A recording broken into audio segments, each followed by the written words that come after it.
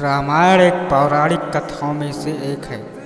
रामायण के अनुसार प्रभु श्री राम को मर्यादा पुरुषोत्तम के नाम से भी जाना जाता है और एक राजा की तरह श्री राम के लिए अपनी प्रजा के लिए समर्पण सबसे ज़्यादा महत्वपूर्ण था।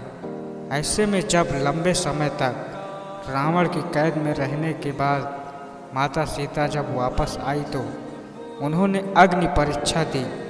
हालांकि जब लक्ष्मण को इस बात का पता चला तो लक्ष्मण ने राम से खफा हो गए और उन्होंने अपने भाई को माता सीता को अग्नि परीक्षा से गुजरने के लिए विद्रोह करने की धमकी दे डाली। इसके बाद राम ने लक्ष्मण को बताया कि असल में वे ऐसा इसलिए कर रहे हैं ताकि असली सीता को हासिल कर सके।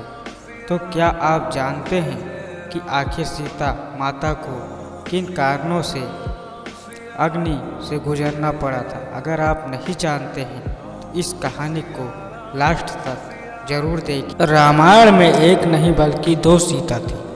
पहली असली और दूसरी माया की सीता थी। इसकी कथा के अनुसार एक बार लक्ष्मण जी जब कंदमूल फल लेने वन को गए हुए थे तब प्रभु राम ने माता सीता से कहा कि हे सीते, अब मैं नर लीला करूँगा और जब तक मैं राक्षसों का विनाश नहीं करूँगा तब तक आप अग्नि में निवास करेंगी।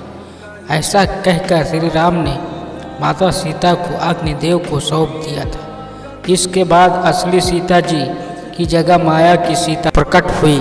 इस तरह जब सीता जी का अपहरण हुआ तब वो माया की ही सीता थी। जब युद्ध समाप्त हो गया और राक्षसों का विनाश हो गया तब भगवान श्री राम ने माता सीता को अग्नि परीक्षा के लिए कहा और माया की सीता अग्नि कुंड में समा गई। माया की सीता अग्नि में समाते ही असली माता सीता अग्नि से बाहर आ गई। और इसी तरह से पूरी अग्नि परीक्षा का सिर्फ एक यही कारण था। यही थी माता सीता की असली कहानी। ये कहानी आपको कैसी लगी कृपया कमेंट करके ज़रूर बताइए और एक लाइक